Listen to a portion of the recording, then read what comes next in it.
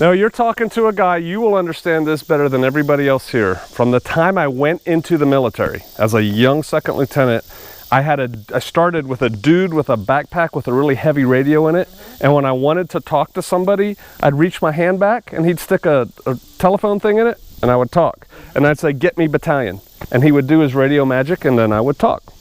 And then, as I progressed, I got like teams of guys and, groups and stuff, but I always had commo guys. So I'm a technical idiot sometimes.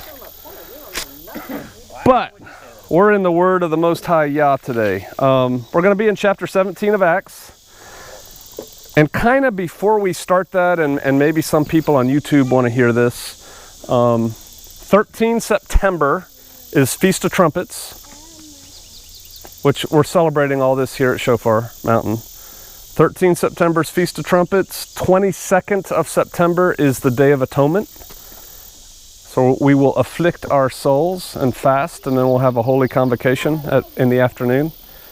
And then Sukkot starts the 27th of September and goes till 3/4 October, because it's that 8th day thing with Sukkot. What I found really interesting is this is the first year that, because we're conjunction people, right? So we celebrate the month starting at the dark of the moon. I don't know why everyone else is lining up with that this year, but they are. I mean, have you heard anything different? I mean, is it 13, 14, and then 22, 23? Is that? Yeah. Yep, we actually just... Yeah, I mean, it's just, I don't know how it all lined up this year, but praise the Father, everyone's basically going to be doing it together, so. I think it's going to be a good year to be united too. We've been talking, Brother Travis and I were talking about that earlier today. There's just, and I'm not a fear monger, but I'm a prepper, right? There's just so much stuff that's just like, wow, there's a lot of coinky dinkies out there, coincidences. And it's like, I don't get it. I think we may end up being very glad that we're here in the Ozarks, away from cities where you should be. All right. Let's go to Acts chapter 17. And I'm just going to read the first 4 verses because we read that last week, but just to kind of keep us in context. And so now when they, right, that's Luke and Paul and Silas, right? Now when they had passed through Amphipolis and Apollonia, they came to Thessalonica, where was a synagogue of the Jews. And Paul, after, as his manner was, he went in unto them, and for 3 Sabbath days he reasoned with them out of the Scriptures, opening and alleging that Christ must needs have suffered and risen again from the dead, and that this Yeshua, whom I preach unto you, is Christ. And some of them believed, and consorted with Paul and Silas, and of the devout Greeks a great multitude, and of the chief women not a few. Okay, so that's kind of brings us up to today, where we start in verse 5. But the Jews, which believed not, moved with envy, took unto them certain lewd fellows, and lewd in this context, does somebody else have a different word? Wicked. Wicked, evil, bad, right? They're just bad people. Fellows of a baser sort, and gathered a company, and they set all the city in an uproar, and they assaulted the house of Jason, and they sought to bring them out to the people. So these unbelieving Jews, what are they not believing in? Messiah. Yeshua is Messiah. They don't believe that, right? They're still Jews. They're nominally keeping Torah, but they just don't have Yeshua. And they're getting upset at the success that Paul and company are having. And so they get everybody all stirred up. And they go down to the market and they pick the thugs, right? I mean, that's what they're doing. It says these lewd fellows, these baser sort people. They're picking the guys who are kind of prone to violence, and they're probably a little criminalistic anyway. Not necessarily Jews, right? And they get them stirred up, and they get a mob going, and they go gather a bunch of people, and they go to Jason's house because that's where they're all staying. Kind of like here on Shofar Mountain, many times we have saints staying at Jason's house. Right? I kind of wish he was here for this. This is not the first time this has happened to Paul and company. Keep your finger here. Go back to Acts chapter 13, just a little bit back. Verse 45. 13:45. This is in Sidon, Sidon, Antioch. But when the Jews saw the multitudes, they were filled with envy, and they spake against those things which were spoken by Paul, contradicting and blaspheming. And then skip down to verse 50. But the Jews stirred up the devout and the honorable women and the chief men of the city and raised a persecution against Paul and Barnabas and expelled them out of their coasts. So that was one time in Antioch. Now go to chapter 14, verse 2. But the unbelieving Jews, this time we're in Iconium in verse 2. But the unbelieving Jews stirred up the Gentiles, and they made their minds evil, affected against the brethren.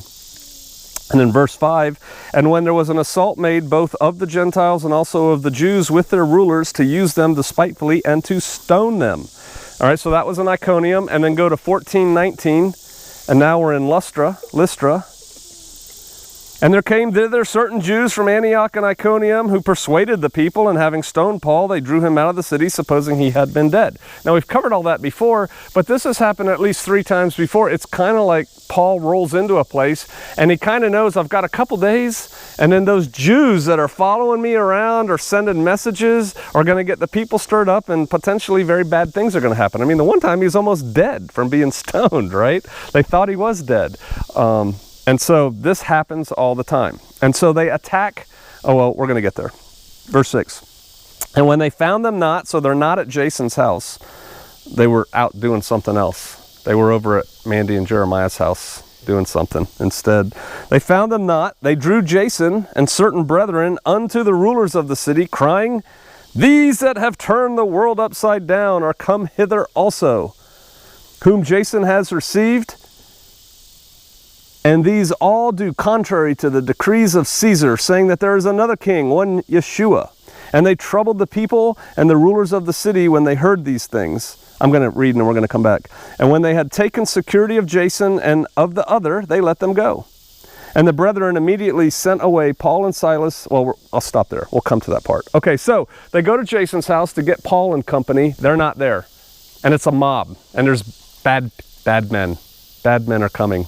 And so they take Jason instead and another guy that's at the house. Man, Jason was just being hospitable. He's just like, hey, yeah, y'all can stay here. That's cool. And the next thing you know, these people, I'm sure they didn't invite him politely. Would you please accompany me while we go down to the magistrate? I mean, they grab him. It's a mob. It's scary. They don't know which way it's going to go. And they grab Jason because he is guilty by association. And I think a lot of people, in a lot of different areas of today, they look at like speakers and leaders of different movements and they're like, yeah, I kind of agree with what he's saying, but I don't want to be him because there's too many people looking at him, right? And so I don't want to be there because I could get in trouble, so I'll just stay down here in the weeds. Well, the problem is, this is going somewhere, right? I mean, if our eschatology, we read to the end of the word how this all ends, at some point in time, we are going to be those people who everybody else is coming against, right? If we're still here when that time comes, and I believe we will be. And so just because you're not, the pastor of the group leading the people, it doesn't matter. You're going to be guilty by association. You're one of those Hebrew Israelite Torah observant lying, they'll make up all the words, right? You're probably a pedophile, a drug dealer, and a homophobe, right? Or, whatever. I mean, they'll just make up stuff to get the people emotional. And so they're coming after everybody. Whether you are a leader like Paul or you're just somebody like Jason who's saying, come stay here. Now, it says here that they accuse them and they say, these men, in verse 6, have turned the world upside down and now they're come here also. They're coming to our town. They're going to turn our place upside down. And it's like, yeah, that's a bad thing. It's kind of an underhanded compliment or an unintended compliment. They are turning the world upside down because the message of Yeshua turns the world upside down. It's not how the world is, this message of Yeshua. And I got to thinking about this today. The world, and I kind of wish my son was here to see this part, but the world is kind of like in a pyramid, right? And remember when we had Nimrod? Nimrod was the head of the world, and I was just in Jasher the other day reading about him again. And so he's at the top, and then he's got lieutenants, and it comes all the way down. It's a hierarchical system. And so everybody wants to be the guy that's at the top. And then you can take that all the way forward. Who's the prince of this world right now? Who's Satan, right? Hasatan, the adversary. And that's another thing I was thinking about was that, a lot of people say Satan, Satan, Satan, Satan. And then you kind of get this picture in your mind of the guy with the red guy with the tail and the horns on his head. And first of all, it's not really a name, it's kind of a title, right? And it's Ha-Satan, the Satan, and Satan just means adversary. And it's the adversary of the Most High Yah is what he is. He set himself against Yah. And so it's not really a name. But, you know, now he's the prince of this world. And then there's a hierarchy coming down. And, you know, I don't know what the name of it is, but some people call it the Illuminati. And then, you know, they talk about the Council of 300 or 500 or whatever and all these people. And it seems in a lot of cases that to get to the higher reaches of success, you got to sell your soul to the devil. I mean, and people make jokes about that, but then there's people who talk about that, you know, like out in the open. They say, yeah, I had to sell my soul to the devil to get here. And it's like, one, that's not funny. Two, so if you're trying to be flippant, that's not funny. And so if you're trying to be flippant, you probably don't really understand who Yeshua is anyway, right? And you don't understand the way of things. Or two, yeah, they're trying to make it sound flippant, but they mean it. And it's an admission. And there's just so much of that symbology and stuff they do that's just crazy out there. And so there's a way the world is, and yet here comes the message of Yeshua, the gospel, the good news, and that flips the world on its head. It takes things apart. Yeshua said you have to have faith as a child. Nobody really thinks of children as having anything to contribute. Like we're looking at Violet there, and it's like, you know, okay, Violet, be quiet, play with your toy, you know, don't bother us, right? Well, there are childlike qualities that Yeshua says we need to have, and we talked about that faith as a child, I don't know, about a year ago, but that faith as a child is just unconditional love for the Father, right? Turn to we're coming back here to Acts, but please turn to 1 Corinthians chapter 1. 1 Corinthians 1, verse 27.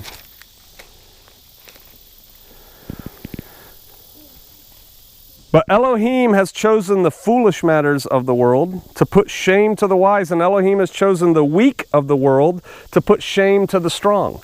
That's not the way that we think of the world working, and that's exactly why Yah does that. He chose the Israelites, who were a weak people, who were in bondage and slavery in Egypt. Egypt was the most mighty, powerful nation in the world at the time, and these guys are their slaves, and he turns the world upside down. He says, I'm picking you, and you're gonna not overthrow, but you're gonna, you know, boom, Pharaoh, and come out of here. And then this little weak tribe of people, these former slaves who all they're good for is making bricks, is gonna start going into the land and kicking people like Og and you know, all those, and the Canaanites, and just slaughtering people. And it's like, where did these people come from? Who are they? It's the weak of the world, and Yah does that to show his power. It's not about how great the Israelites were. I mean, it's actually about how great they weren't. And that shows Yah's power, that he is able to do this with this very weak, lowly, and quite frankly, not that many at the time, numbers of people, and they're able to go do this great thing with the power of Yah. And so that's turning the world upside down there. Go ahead and look at Luke chapter 14.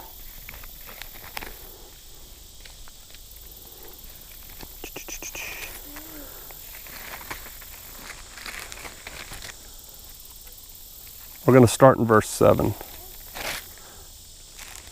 Luke 14:7.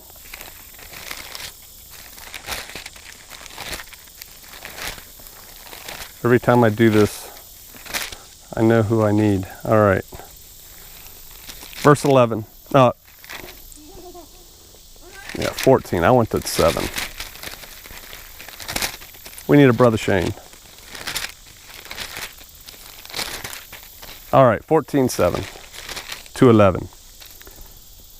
And he put forth a parable, Yeshua put forth a parable to those which were bidden, when he marked how they chose out, it says in King James, chief rooms, but it's the chief seats, it's the best seats, right? So he notices how they pick out the best seats, saying unto them, when you are bidden of any man to a wedding, sit down not in the highest seat, the best seat, the closest couch to the head of the table, lest a more honorable man than thou be bidden of him. And he that bade thee, and him that comes, say to thee, give this man place. And thou begin with shame to take the lowest room. But when thou art bidden, go and sit down in the lowest room, that when he that bade thee cometh, He may say unto thee, Friend, go up higher. Then thou shalt have worship in the presence of them that sit at meat with thee. For whosoever exalts himself shall be abased, and he that humbles himself shall be exalted. And so the whole thing, to put it in like plain English, is that when you go somewhere, don't assume that just because you think you're all that, you're going to go get these honors, or you're going to go sit here. Or like, you know, in some churches, how they do that thing where the visiting pastor sits in like the chair next to, behind the pastor. See that on TV a lot, right? They sit up there because that's like the honorable seat. It's like, don't assume you're going to sit there. Or you go to a wedding of your best friend, don't assume that you're sitting at the head table, because it would be really embarrassing if he said, Joe, can you make room? We're going to let Bob sit here. That's embarrassing. That's humiliating. It's better just to go sit down over there with the peeps, where actually, quite frankly, I like to sit there anyway, better. And then have somebody say, hey, come on up here. We got a seat for you up here at this table. It's better to do that. The low is going to be high. The high is going to be low. And this is not the way of the world. This is the way of Yah that happens. And so when we turn the world upside down, when they're talking about Paul is turning the world upside down, it's because he's bringing the message of Yeshua, and it's like now he's going to bring it to our town also, and that's no good. And so that's the accusation they make. But if you think about it, that's a good accusation. Yeah, we're turning the world upside down because we're bringing this message of Yeshua to people, and it's having an effect. So thank you very much. Guilty as charged. You know, of course, they're not there because Jason's there right now. All right. So that was... I got to get back in Acts 17 here. Turn the world upside down, and now they're come here too. Verse 7, whom Jason received, he received him into his house. And these all do contrary to the decrees of Caesar, saying that there is another king, one Yeshua. So at least they're getting the message. They're not believing the message necessarily. The message is upsetting them, but they're getting the message that Yeshua is king. Right? And he's coming back as Lord of Lords and King of Kings, probably soon. And you know, every knee shall bow, right? And that's when I say, you know, people like us are going to bow and go, praise you for coming. And other people are going to bow and go, don't! You know, he's here. Oh no, I was wrong. Sorry. Bit late at that point.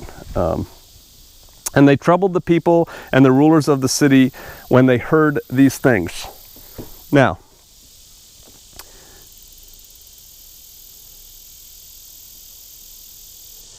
so they take, verse 9, they take security of Jason, which means they make him pay a bail, and on the other, and then they let him go. All right, so Jason and his buddy, they let him go. Here's the deal with the Romans. The Romans don't really care. They don't care if you believe Yeshua is king. They don't care if you're not practicing Jewish religion and you're practicing this religion.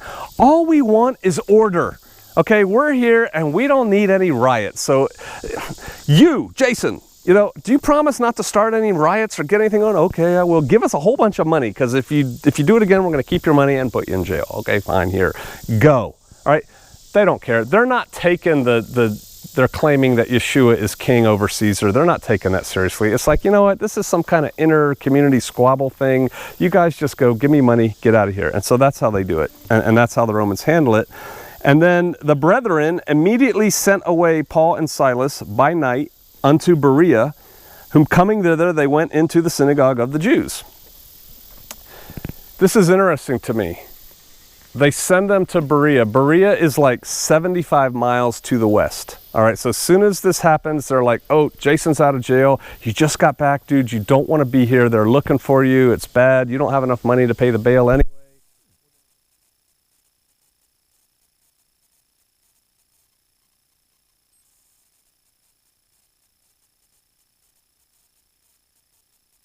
Like, hey, if you walk down here about 4 hours, you're going to come to this house of this believer. You can stay there for the rest of the night. He'll tell you where to go after that. And so they're sending them to Berea because there's a population center in Berea where they can reach more people. It's kind of hard. It's not as effective to preach the word, to preach the gospel, to preach the good news if you're just going to where there's one house in the middle of the prairie. I mean, you're going to reach one family. Now, if Yah tells you to do that, if Yah tells us to do that, then maybe that one person's going to get the message and take it somewhere else and become, you know, a Billy Graham or something. But generally speaking, you want to take the message to where there's a lot of people to hear it, and that's what Paul wants to do. So they are getting him to Berea. And when he gets there, he does what he always does. He goes to the synagogue. Why does he go to the synagogue? Said it last week. That's where the Jews are. I mean, that's where they are. You all get it. You eat the same food I do. You know, you have the same little ceremonies I do. I totally, this is Paul now, totally speak your language, right? You know, he studied at the feet of Gamaliel. You know, I can teach you guys stuff. And oh, by the way, can I teach you stuff? All right, let me tell you about this Yeshua. And so he's going there because it's not just Jews, it's Israelites, right, that are there. And he's going to preach to them in the synagogue of the Jews. Now, verse 11, these Jews were more noble, they were nicer, they were better, they were more refined than those in Thessalonica. Here's why. In that they received the word with all readiness of mind, and they searched the scriptures daily whether those things were so. Now, we've all heard about the Bereans. You know, from the time we became serious Christians, we heard about the Bereans. And so this is the deal. There's a couple points here, though, that maybe we need to revisit. And the one is it says they received the word with all readiness of mind. So here's Paul. He's showing up with this new doctrine. It is a new doctrine. It's this doctrine that the Messiah has come, right? You know, Yeshua, this guy that you may or may not have heard about, he is our Messiah. Let me tell you about him. And he goes back into what he did in Thessalonica, where for 3 Shabbats in a row, he's pulling out the scriptures, and he's not just saying, because I saw him and I have a testimony of myself that I, you know, which he didn't see him raised from the dead, but, you know, I saw him on the road and dun, dun, dun, dun. It's not about Paul. He's just taking him, he's saying, here's what happened, now let me show you in the scriptures why it says it's him, right? So this is a new thing, and it says that the Bereans received the word with readiness of mind, which means instead of sitting there, it was be like, now, I don't have a new doctrine, I'm just making this up. But let's say I was going to come here and make a case that Yeshua was blue. He had blue skin, okay? Now, right now, everyone's like, that's ridiculous. He didn't have blue skin, right? But what if I started taking you through the word and saying, all right, look, right here it says this, that, and the other thing. The Bereans are listening. They're not obeying, they're not agreeing, but they are giving Paul the benefit of the doubt, or we could also say they're allowing him to have enough rope to hang himself. But they're not doing that thing that a lot of us do, which is, you're wrong, and this is why you're wrong. And before the guy even finishes, or gal, what they're saying, they're listening. Listening is a skill that we're doing less of, more, you know, as time goes on. We watch videos and it's like, I can't watch an hour-long video. That is way too long. Give it to me in 15 seconds. Sound bites. I don't want to know what Trump said for the, you know, 3 minutes that they allowed him to speak at the debates. Just give me the sound bites. You know, that's all I can handle. They're listening. And these are a mature people, these Bereans. All right, so they're listening, and then it says they searched the scriptures daily whether those things were so. We talked about this a little bit last week. They listen to Paul, they take notes. It's like we should be taking notes, right, in our Bibles and stuff when we hear things, because they're going to go back and revisit it. And they're going to search the scriptures daily for what he said, meaning they're going to go back and look at, you gave me all this new information, I'm not going to stand up and go, Paul, you're right. I got to digest this. I have to go back and look at it myself. Here's the deal that's kind of hard to understand. They didn't just do it on Shabbat. It's like, okay, yeah, Shabbat, I study the scriptures, I listen, I do a little study. Okay, Monday, what's on the TV? Right? They're doing it every day. And then the other thing is, they don't have these. They don't have Bibles. You know, I remember, you know, sorry, Father, when I first preached this as a Christian pastor, and I'm like, you got to be like the Bereans. You got to be in their word, because they're sitting there in their word. No, they weren't. They didn't have Torah scrolls at home. They didn't all have, you know, I got my purse scroll and my cart scroll, and I have the big formal family scroll at home, and I got the scroll at my office, and, you know, so I could just always get into my scroll when I have some free time. We're blessed that we have the word. I mean, Gutenberg and the printing press, you know, praise Yah for him, that we can all carry this word around, and we can be in the word daily, searching the scriptures daily, a whole lot easier than they could. How did they search the scriptures? They had to go to the synagogue reading room area and it's like, okay, are you almost done, Brother Justin? Because I need to get in there too. Oh yeah, I mean, look at this. Yeah, that's cool, but I just need to see it for myself. So let me know when you're done. I'll go over here and drink a coffee or a tea or whatever. I mean, right? It's not like there's a whole bunch of scriptures. They were valuable. And so I remember, and I don't even know if it's like this anymore. I haven't talked to my kids about this, but I remember when I was in college and when I was in grad school, that was 10 years later, you'd get these labs. And if you were like a freshman or a first semester student, your lab time was like at 1 o'clock in the morning, right? Because the seniors, oh, well, I can get it at 10 o'clock on Thursday, you know, and it's like all those slots are full, and, you know, little Joe Fox is like, well, I guess I'll go at 1 o'clock on Saturday morning, you know, and study, because you had to wait in line to get this stuff. There wasn't the access. Now today, they probably just do it on their laptops, plug into the university system or something. But it's the same thing here. There's not a whole lot of Torah scrolls. And so to search the scriptures daily, they did it every day, or you know, day by day. They had to put a lot more effort into it than we do. And so when we say be like the Bereans, how much effort are we really putting in? Yeah, Brother Justin told me something interesting about how these are all, and he has a pretty good video on it actually, these are all just kind of phrases. They're turns of phrase that don't really mean it. Well, okay, he gave me all this information, I watched his video, and now it's time for me to search the scriptures on that, right? Because you can't do it all at once, and you got to search it. And you have to use your due diligence, right? We actually have to try to do that. Now, whether those things were so. Okay, so Paul told us all this stuff. He used some scripture to support his points. I got to go see this for myself. I have to see whether this is so. And so we're going to take a slight little tangent here. Since I was 11, I've been taking martial arts. And then Bruce Lee came out when I was about 11, and he was real famous, and I kind of liked Bruce Lee, and he was cool. And then there was this whole cult of interest around Bruce Lee. And he had some phrases, some sayings that he said, and one of those was, take what is useful, discard the rest. Now see, Bruce Lee, what made him so good wasn't the fact that he could fight certain ways and do certain things. And what made him stand out from the crowd of all these Chinese martial artists at the time was that Bruce Lee broke with convention. Bruce Lee would actually look at this technique has been taught for 1,000 years, and this is the only way you can do it. He was willing to think outside the box and say, you know what? I think instead of throwing a punch from the hip right here, if I start back here in South Africa and put my whole body into it, it'll hurt more. And it was revolutionary. And he came up with the thing, take what you can use and discard the rest. I get older, I start studying other people, and you know, the FBI used to teach people how to shoot. And if you watch the old, which you guys are so young, you probably never have, but the old black and white movies, and even in the cowboy movies, you see people shoot like this. This is their gun, right? And they used to teach the FBI to shoot like this. This is how you would shoot, like pow, pow, like that. And it was one hand on your pistol. And then this guy named Jeff Cooper comes along, and he's like, why are we shooting pistols with one hand? Let's put two hands on it, and let's shoot it this way, right? And people are like, wow, that's weird. He took what was useful and discarded the rest. And then goes all the way forward. There's a guy today that I think is kind of like Bruce Lee, and his name's Gabe Suarez, because he takes all these ideas that these people have about shooting. You can only shoot this way, and he's like, you know, I think you can actually shoot this way, and it works. And I just made that part up, but he took what was useful, he discarded the rest. The only way you can do that is if you're willing to question what you believe. If you're willing to accept the possibility that you don't know everything you think you know. I think this is key to our development along the way.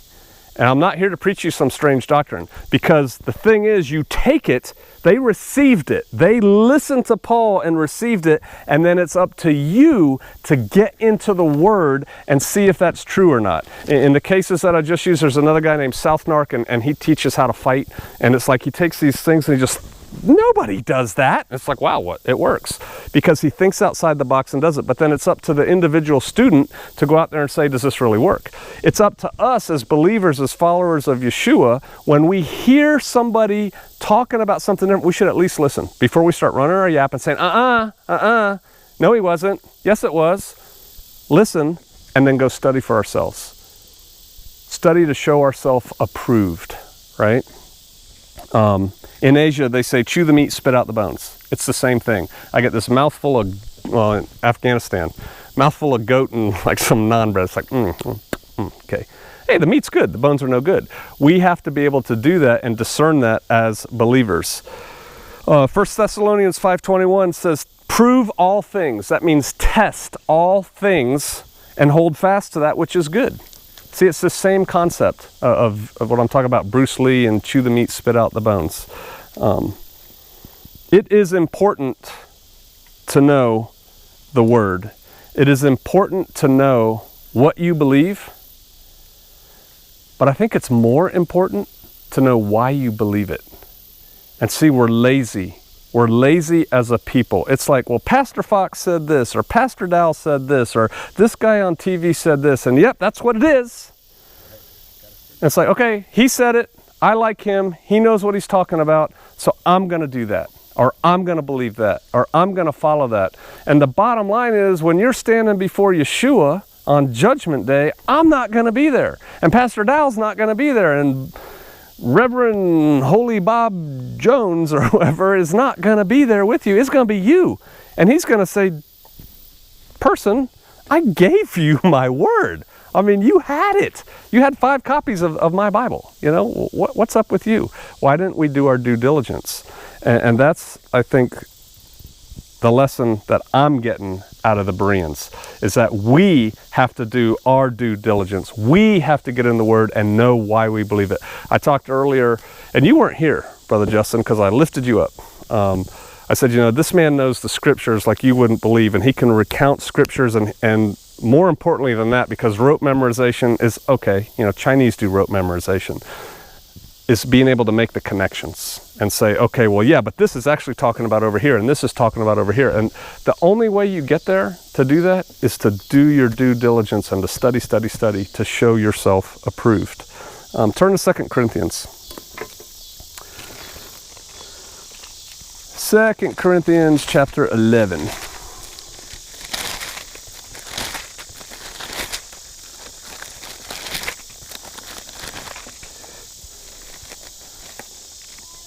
Verse 3, but I fear lest by any means, as the serpent beguiled Eve through his subtlety, so your mind should also be corrupted from the simplicity that is in Christ. For if he that comes preaches another Jesus, whom we have not preached, or if ye receive another spirit, which ye have not received, or another gospel, which ye have not accepted, you might well bear with him. So this sounds almost like I'm contradicting what I just said, because he's saying, beware of people who come and preach another doctrine. And I just told you, you got to listen with an open mind when somebody comes and preaches you another doctrine. But what I submit to you is, you don't know if it's another doctrine unless you know. And you've got to get into the Word and prove it yourself, because the Bible does not contradict itself. Yah's Word does not contradict itself. And so we have to approach things with an open mind, but we have to have the discipline to get in and not say, well, yeah, that sounded pretty good. I think I'll go with that. We can't do that. None of us can do that. And I think sometimes we try to do that. 2 Timothy, you don't have to turn there, 2:15, study to show yourself approved, a workman who need not be ashamed, rightly dividing the word of truth. That's what we have to do. That's what we all have to do, and we talked about that about 2 weeks ago too. That came up about being workmen.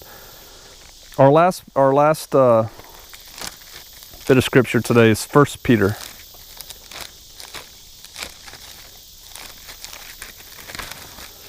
1 Peter 3:15. Whoever gets there first can read it.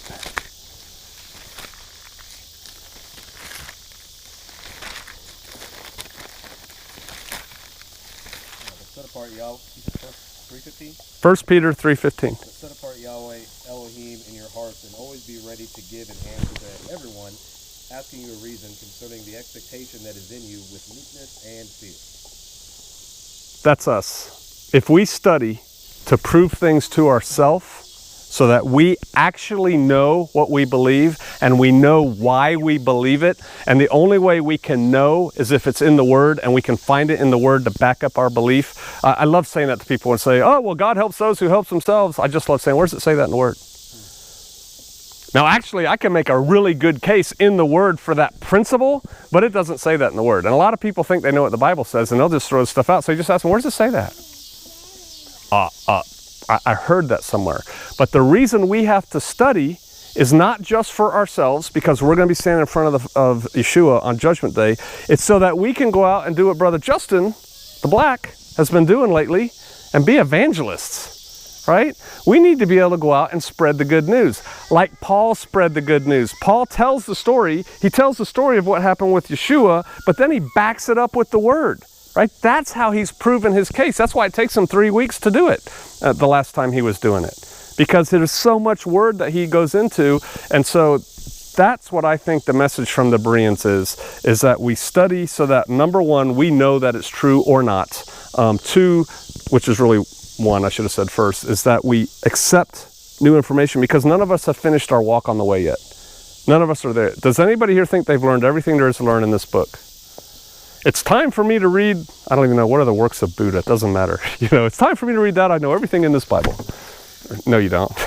No, you don't.